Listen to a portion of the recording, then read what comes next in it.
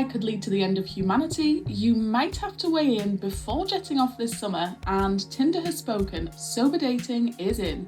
First up, Uruguay has just become the latest country to launch a digital nomad visa. From Greece to Costa Rica, dozens of countries already have similar schemes, allowing remote workers who aren't tied down to a specific area to pack up and move abroad for a set length of time. But what makes Uruguay's new visa stand out is that unlike other schemes, it currently has no minimum income requirement and is open to anyone who has a clean criminal record and is either self-employed or working for a foreign company. Now, I'm not saying this is your sign to move to the other side of the world, but I'm not saying it isn't either.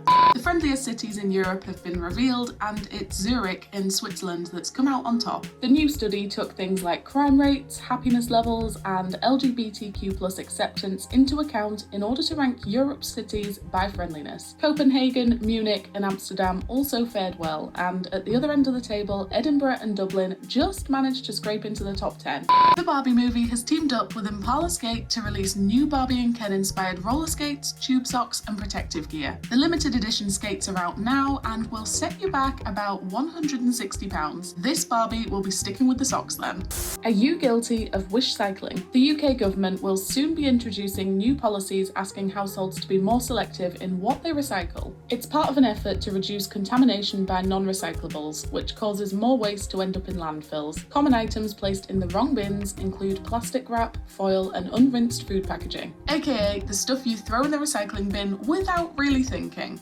More artificial intelligence experts have warned that AI could lead to our extinction. The heads of OpenAI and Google DeepMind are among those who are calling for finding a way out of this future to become a global priority and be given the same attention as societal scale risks like pandemics and nuclear war. But other AI experts say these fears have been blown out of proportion and are unrealistic. In other words, it's just another week in the tech world. Period havers rejoice because workplace guidelines might finally be on our side. The new workplace standards seek to support those experiencing periods and the menopause. The guidelines include training for line managers and HR workers, access to facilities like quiet recovery spaces and discreet changing rooms, and more flexible working policies. And to quote Lizzo, it's about damn time.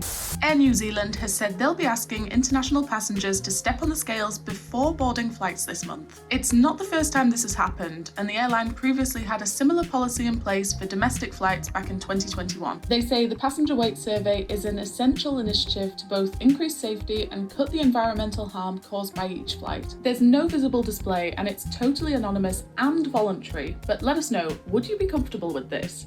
If you needed to call a support hotline, would you expect to be redirected to an AI chatbot? Well, the US National Eating Disorders Association has replaced their helpline staff with an AI bot called Tessa. According to the NEDA, Tessa is a better way to serve those seeking mental health help on the internet than a helpline. But some critics have speculated that this could create a two-tiered system where some get legitimate help through human connection, but others only have the support of an emotionless chatbot. And finally, Tinder's Future of Dating report has dropped and the results are interesting. Some of the highlights include 88% of young singles being up for sober dating this year and 41% admitting they believe manifestation is the way forward when it comes to love. So how does this match up with your dating tick list? Anyway, that's it for today. See you next time for more bits for your brain.